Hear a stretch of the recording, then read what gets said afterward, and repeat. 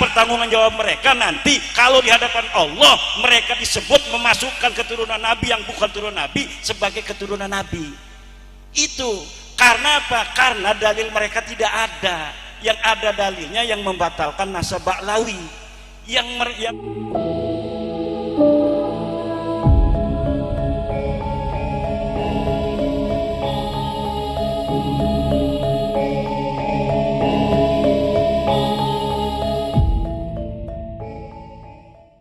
ngomongin orang nih, ini bukan ngomongin karena benci, karena mereka sudah kita anggap keterlaluan. Kepalanya kiai lebih rendah daripada kakinya Habib. Mereka ngomongnya di YouTube, bos. Kenapa saya berani ngomong di YouTube sekarang? Karena mereka ngomong menghina kitanya di YouTube. Dan saya sadar sekarang ini saya lagi di YouTube, maka saya berani. Kenapa? Mau ngebalikin aja. Kalau mereka protes, kita protes lagi. Mereka ngomong Kiai Tae itu di YouTube, bos. Kiai Tae itu kalau yang berani ngawinin Habibah, emangnya siapa yang mau ngawinin Habibah? Enggak ada. Sekarang kita, anak cucu kita yang perempuan yang cantik-cantik jangan mau dikawinin oleh Balawi. Jangan mau. Kasihan nanti keturunan kita. Enggak, ya enggak. Kalau yang tobat, kenapa yang tobat? Yang tobat ya nggak apa-apa, yang buat masna wasulasa. Dan kalau mereka menghentikan penghinaan kepada warga Nusantara, ya kita menghentikan juga. Yang penting satu, nasab ente sudah putus, jangan ngaku-ngaku turunan Nabi lagi. Kita sudah yakin seyakin-yakinnya berdasarkan tes DNA dan sedon-donnya berdasarkan studi manuskrip, studi pustaka, baik pustaka kitab nasab maupun pustaka kitab sejarah, bahwa ente nasabnya putus. Kalau misalnya ada orang kita yang masih percaya sama nasab ente, ya silakan saja masing-masing. Tetapi kalau kita sudah kagak percaya, dan jangan sampai ada kata-kata yang tidak percaya dengan nasab kita nih, para Ba'lawi tidak akan dapat syafaat Nabi. Nabi yang mana? Nabi itu kakeknya siapa? Kakek aneh apa kakek ente? Kan mereka ngomong begitu tuh dulu ngomong begitu, kakek aneh apa kakek ente? Yang diomongin itu di sidang saudara saya. Saudara saya itu kiai dari Jawa Barat, turunan Nabi dari Sunan Gunung Jati. Dia ngomong begitu, makanya saya selalu ngomong itu. Karena yang jadi saksi itu saudara saya. Ngomong dia suruh adzan segala macam, kiainya diam-diam aja nggak tahu sejarah dia. Ya katanya. Makanya saya yang ngomong mewakili bahwa ente sekarang kakek aneh apa kakek ente itu Nabi Muhammad sallallahu alaihi wasallam. Lagi balas-balas karena ini dari Allah tuh, balasannya semuanya terlihat. Dulu mereka ngomong begini, ada saudara saya di Cirebon mau kawin sama Kabibah itu sama Rabi Talawiyah, mana katanya manuskripnya yang menyebutkan bahwa benar ini keturunan Nabi dari Sunan Gunung Jati. Coba Sunan Gunung Jati punya anak Paseran ini, mana manuskripnya? 3 harus manuskrip sejaman, digituin. Paserian punya anak ini, mana manuskrip sejamannya? Ini punya anak ini, sampai itu dianya ini ditanyain manuskripnya di Rabi Talawiyah. Sekarang saya minta jangan 3-1 aja manuskrip sejaman yang mengatakan Ahmad bin Isa punya anak Ubed, tidak bisa jawab. Dibalas oleh Allah Subhanahu wa taala. Dia mengatakan Wali Songo itu sudah 500 tahun yang lalu. Sekarang kalau ada orang yang ngaku keturunan Nabi dari Wali Songo, itu palsu. Kenapa? Karena sudah 500 tahun putus. Ternyata kita teliti 500 tahun juga dia. Bahkan lebih 50 tahun, 550 tahun. Jadi apa yang mereka katakan selalu dibales dan dibalikan oleh Allah Subhanahu wa taala.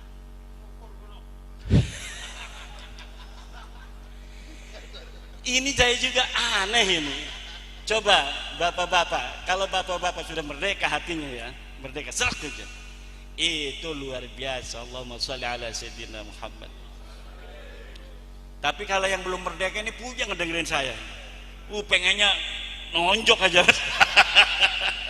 Tapi insya Allah kita karena tujuannya baik, kita bukan benci sama mereka loh.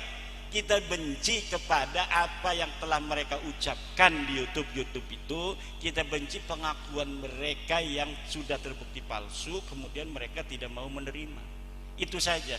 Kalau mereka mau menerima, oke, wahai seluruh masyarakat Sragen, saya minta maaf kalau ada kesalahan, dan saya sekarang tidak lagi mengaku turunan Nabi. Tolong saya undang untuk selawatan di Mambaut Thayyibah. Diundang dapat. Udah mau juga. Udah nggak ngaku lagi turun Nabi. Betul. Waduh, lebih gawat dari saya ini. Kalau yang dari panjenengan tesisnya itu metode akademisi saja atau metode penggunaan kitab yang mutakbaroh?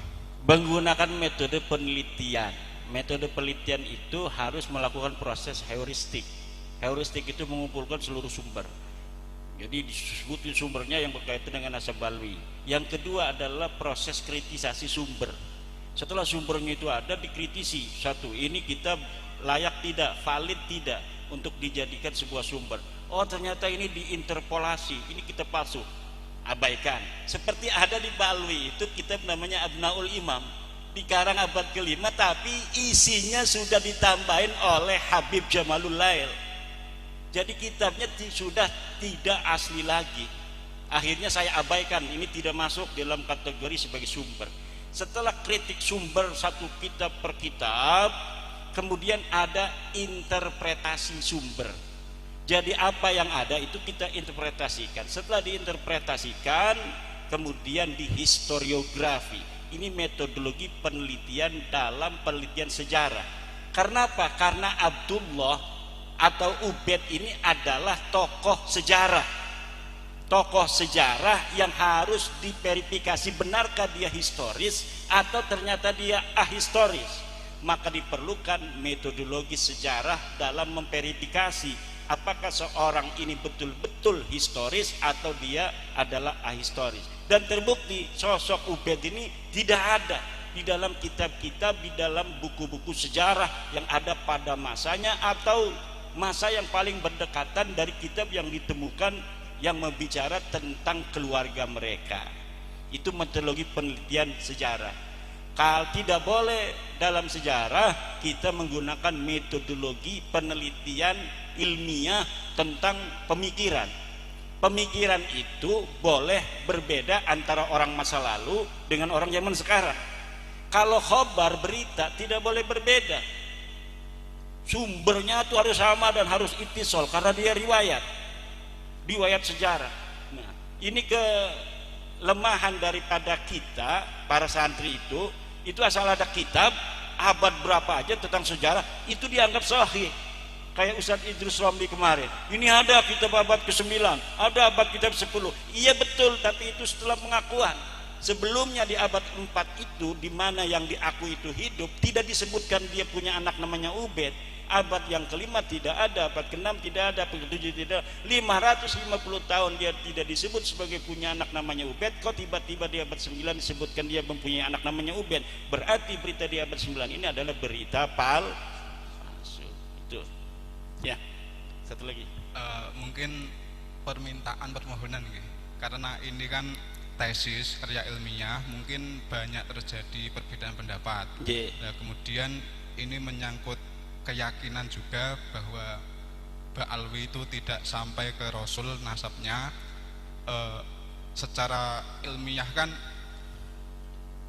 hukum-hukum itu kan melalui ilmiah, tapi yang secara hakikat kan hanya Allah yang tahu. Nah, untuk mengetahui ini sudah sesuai dengan hakikatnya kan hanya Allah yang tahu, karena ini tarafnya ilmiah. Nah, kayaknya tes DNA juga mendekati itu. Nah, pertanyaan karena hukumnya apa, empirik gitu. Permohonan saya itu mungkin karena tema tesisnya itu memutus nasab, mungkin kami minta pertanggungjawaban bagaimana nanti kalau secara hakikatnya itu memang benar nasabnya sampai ke Rasul. Terus saya tanya kembali, kalau misalnya yang mengakui sekarang nasabnya Balwi itu sebagai turunan Nabi, kalau hakikatnya dia bukan, apa itu pertanggungjawabannya? Dan maksudnya ini kan bentuk perlawanan dari Iya. jawaban jenengan. Tapi seumama kalau memang hakikatnya benar ataupun salah, kalau salah kan kita sudah sesuai. Cuman kalau hakikatnya benar itu nanti bagaimana ngeten? Iya, orang-orang yang mengakui itu, yang karena mereka mengakui Ba'lawi sebagai turunan Nabi kemudian mereka menghina orang itu, kan berarti mereka itu membantu Ba'lawi berbuat maksiat. Boten. Iya, ini apa hukum balik bebaliknya? Maksudnya Orang dari yang hari pertanggungjawaban ini, ketika nanti dipertanggungjawaban oleh Allah ngoten lho. iya, pertanggungjawaban Allah kepada Allah. Orang yang sekarang mengakui Ba'lawi yang sudah terbukti secara ilmiah, secara DNA, secara pustaka, secara sejarah, sudah putus mustahil menurut DNA dia keturunan Nabi, sekarang masih mengakui. Apa pertanggungjawaban mereka nanti kalau di hadapan Allah mereka disebut memasukkan keturunan Nabi yang bukan turunan Nabi sebagai keturunan Nabi? Itu karena apa? Karena dalil mereka tidak ada. Yang ada dalilnya yang membatalkan nasab Ba'lawi. Yang Muhyiddin nggak punya dalil sampai sekarang. Muhyiddin siapa yang bisa bawa dalil bahwa Ba'lawi turun Nabi? Datang ke saya. Nggak ada. Mustahil mereka turunan Nabi. Itu masalahnya. Kita punya dalil, mereka nggak punya dalil. Yang nggak punya dalil harus ngalah. Mereka nggak mau ngalah, ya udah nanti hakikat itu sesuai dengan dalil. Hakikat itu akan sesuai dengan dalil. Apakah semua marga Habib yang ada di Indonesia semua nasabnya ke Ba'lawi? Atau mungkin adakah Sayyid atau Syarif diklaim Ba'lawi terus ikut ke Ba'lawi sampai sekarang? Suwun. Ya. Kalau Ba'lawi yang ada di Indonesia itu marganya seperti Al-Asgab, Al-Attas, bin Syihab, Al-Idrus, Al-Jufri, Maulad Dawilah. Nah, itu semua Ba'lawi semua, dan itu bukan turunan Nabi Muhammad sallallahu alaihi wasallam bil marrah. Bin Yahya, Bilqais itu bukan turunan daripada Nabi Muhammad SAW. Lalu adakah dari Sayyid Syarif itu yang dibalawikan? Ada, contohnya Basyaiban yang Al-Idrisi seperti Sayyid Julfikar itu keturunan Nabi asli. Itu sama marganya dengan Sayyid Alwi Al-Maliki Mekah. Sayyid Muhammad bin Alwi Al-Maliki Mekah itu turunan Nabi asli dari marga Al-Idrisi. Dia bukan Ba'lawi, dia bukan Habib, tapi dia Sayyid Syarif dari marga Al-Idrisi Maroko yang tinggal di kota Mekah Al-Mukarramah. Termasuk bin Yahya itu bukan keturunan Nabi Muhammad SAW. Mustahil itu. Kalau Al-Aidid Al-Aidid itu Ba'lawi. Ya, DNA Aidid itu diakui oleh anaknya yang bernama Ilham Aidid bahwa mereka adalah marga Ba'lawi, mereka adalah Habib. Selain Aidid yang masuk komunis juga ada Fahrul Barokbah di Kalimantan, ada juga yang satunya Sofyan Barokbah. Itu semuanya ditembak mati oleh tentara Republik Indonesia tahun 1965. Saya kenal ada sebenarnya jalurnya Al-Hasani, terus tapi yang isbat itu RA, itu sebenarnya bagaimana? Asalnya mereka itu RA itu hanya mengisbat keluarga mereka, dibentuknya mereka untuk keluarga mereka Ba'lawi. Tapi akhirnya lama-lama mengklaim bahwa seluruh yang ngaku dzurriyyat Nabi harus diisbat, diteken oleh RA. Akhirnya banyak seperti orang-orang yang marga Al-Hasani pun dia menjadi keturunan Nabi karena diteken oleh RA. Begitu. Yang jalur Al-Hasani tetap membela Ba'lawi. Seharusnya kan dia menyelamatkan diri ya. Loh, saya itu bukan Habib, saya ini Sayyid, kan gitu seharusnya. Karena dia ke yang lain belum tentu disahihkan. Dia yang udah menyahihkan Ba'lawi, kalau ke yang lain belum tentu disahihkan. Naat itu sulit itu untuk mendapatkan sertifikat nasab dari Naqobah, Ansab, Auliya Tis'ah, itu sulit. Harus pengkajian, makanya ada infaknya 1 jutaan. Kenapa? Karena penelitiannya lama. Kalau kita daftarin itu lama ditelitinya. Ada harus nanya dulu ke kampungnya, bener nggak dia ini ponakannya ini, bener nggak ini dia ini punya hubungan dengan kiai ini. Itu biasanya begitu. Makanya perlu ada dana itu untuk bensin muter-muter memvalidasi daripada laporan kepada Naqobah, Ansab, Auliya Tis'ah. Dalam sebutan habaib atau ba'alwi ya, apakah itu sebenarnya ada yang benar-benar dzurriyyah Rasul yang disebut Sayyid atau Syarif tapi disebut Habib, artinya dihabibkan, bukan makamnya ya, orangnya masih hidup sekarang? Ya kalau jelas dia bukan ba'alwi, walaupun disebut apa, disebut Sayyid, disebut Habib segala macam, kalau dia bukan ba'alwi mungkin saja dia nyambung. Tapi kalau ba'alwi sudah yakin, karena saya menelitinya hanya ba'alwi. Kalau ba'alwi ini sudah mustahil mereka keturunan Nabi besar Muhammad sallallahu alaihi wasallam. Berarti kalau ada Sayyid atau Syarif mau dipanggil Habib salah sendiri ya? Salah sendiri. Nggih pun aten matur suwun sangat. Nggih no. Ya kudune ya Sayyid ngoten.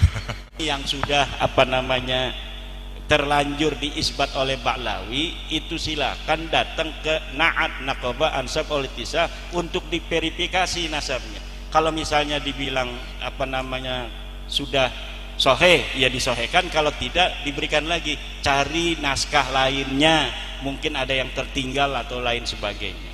Tidak berani orang Na'at atau orang ini itu mengisbat atau membatalkan nasab seseorang. Mempercayai amaliyah Ba'alawi, sikap kita bagaimana terhadap mindset yang dipropagandakan bahwasanya amalan beliau itu lebih utama ketimbang amalan-amalan para wali songo dan muassis Ahlussunnah wal Jamaah sendiri. Ya kalau wali songo kan nasabnya jelas, silsilahnya jelas, gurunya jelas. Kalau mereka kan gurunya aja nggak jelas. Silsilah Alawiyah itu katanya dari ayah ke bapak, ke kakek terus sampai Nabi Muhammad. Diverifikasi yang nasabnya aja yang 3 orang nggak ada. Yang 1 orang masih bayi, bapaknya udah meninggal, ya berarti nggak nyambung. Nah, kalau wali songo itu dari guru ke guru, kadang bukan ayahnya, dari guru ini guru ini guru ini, nyambung semuanya terverifikasi, nama-namanya semuanya para ulama.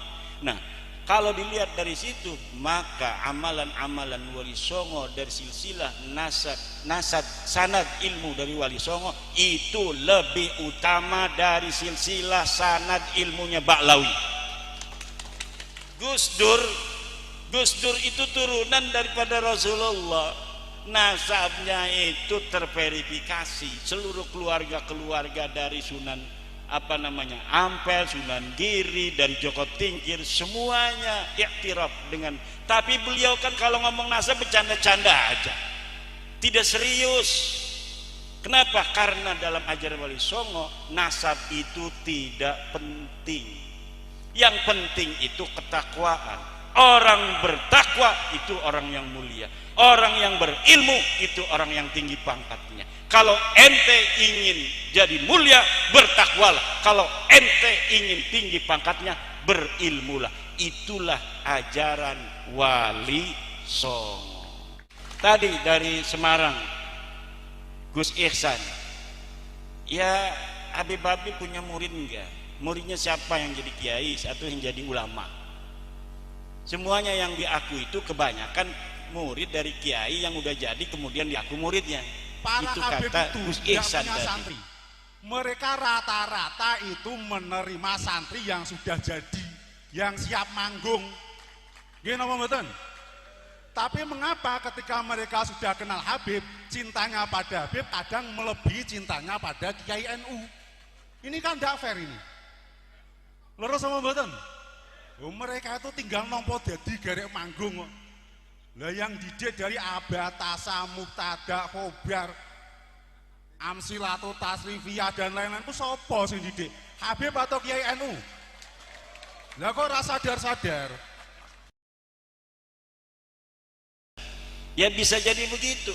Kita kan jarang lihat di YouTube mereka itu baca kitab Fathul Mu'in, baca kitab Ihya, baca kitab Sahih Bukhari, yang gundul. Kalau yang ada mereknya, sakelnya semua bisa kan, banyak yang bisa.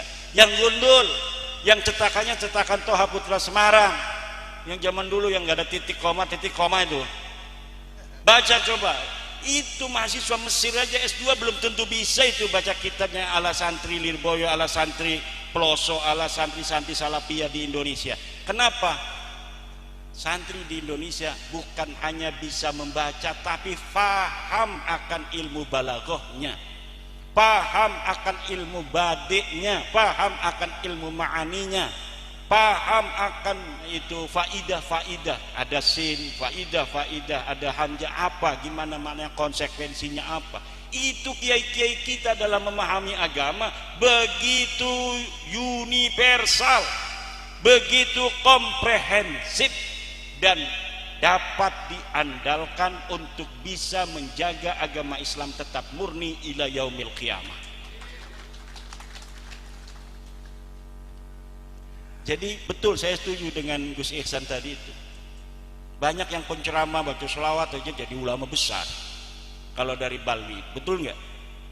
Kiai-kiai kita, santri-santri kita udah tamat Fathul Mu'in, baca kitabnya hebat, yang nggak dianggap apa-apa, kalah sama tukang selawatan. Tukang selawatan pakai udang-udang kayak saya aja udah kayak jadi ulama.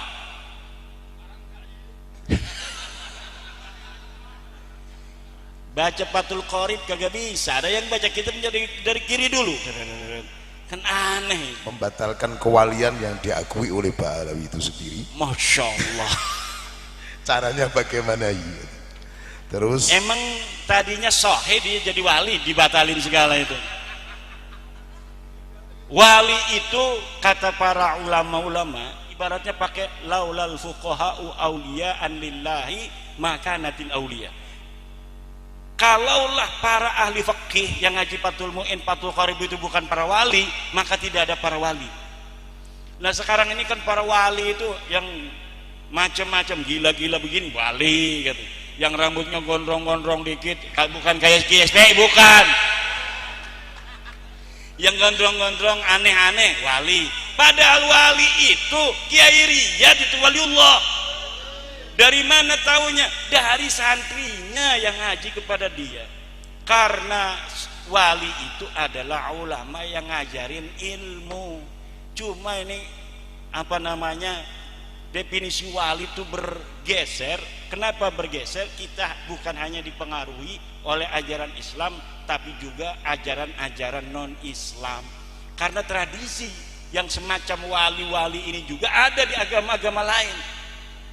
Para pendeta-pendeta segala macam itu ada di agama lain sebelumnya yang diwakili orang suci. Coba orang gila di India itu, yang beragama Hindu India itu, kalau ada orang gila diem aja begini, disembah langsung. Saya pernah lihat di YouTube ada orang gila di pasar itu, dia diem aja nggak bergerak-gerak begini. Itu setiap orang yang lewat sujud dulu, ada lewat sujud lagi. Kenapa? Di agama lain pun ada tradisi yang seperti Indonesia, orang-orang suci yang disebut di Indonesia atau dalam agama Islam para wali. Sebenarnya definisi kewalian di dalam Islam itu sudah jelas di Al-Quran. La ala inna awliya Allah la khaufun alaihim walahum. Ciri utamanya adalah tidak ada takut terhadap apa yang akan terjadi dan tidak ada sedih terhadap apa yang sudah terjadi. Kalau bapak-bapak di dalam hatinya ada misalnya habis ditipu orang 2 juta suruh beli kiswah Ka'bah, sudah terjadi, nggak pernah disedih-sedihin, ya udah aja itu mau sudah terjadi. Itu salah satu ciri wali. Kalau misalnya menghadapi sesuatu masalah di depan tidak pernah ada rasa takut, itu ciri-ciri wali. Kalau ada dua-duanya, i'lam annaka waliyun min auliyahi subhanahu wa ta'ala. Kalau kita tidak ada rasa sedih terhadap apa yang sudah terjadi, tidak ada rasa takut, terhadap apa yang akan terjadi, maka ketahuilah bahwa Bapak sudah mempunyai ciri utama dari seorang wali, yaitu la khaufun alaihim walahum yahzanun. Karena yang namanya hazan, adamul husni wa adamul khauf, itu fi'lul qalbi, itu tidak ada yang tahu. Yang tahu hanya kita dan Allah subhanahu. Kalau orang cuma nebak-nebak, orang yang bergaya atau di branding wali akhirnya jadi wali.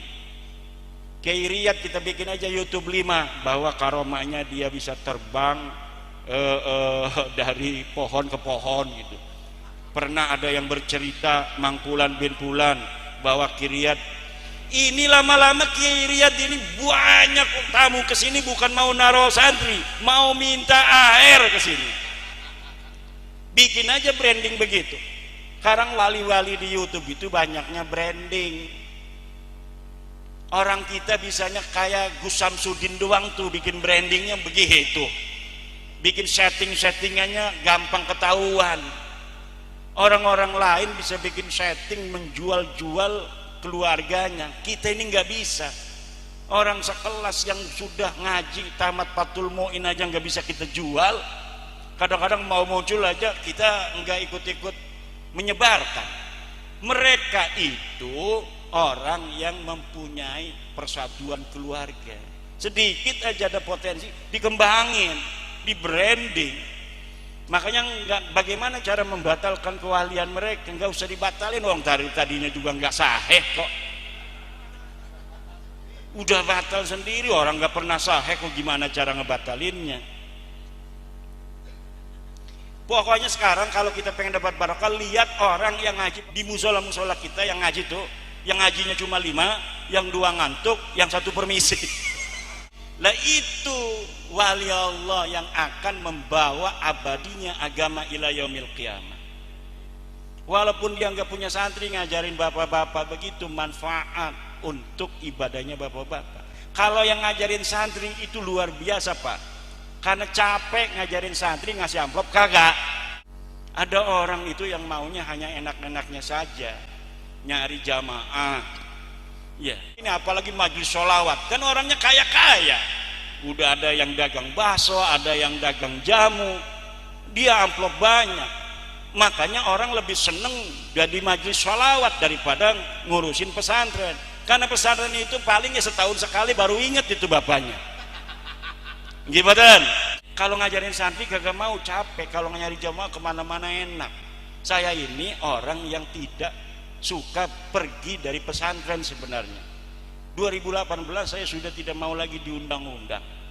Di kampung saja paling menantu yang ngewakilin.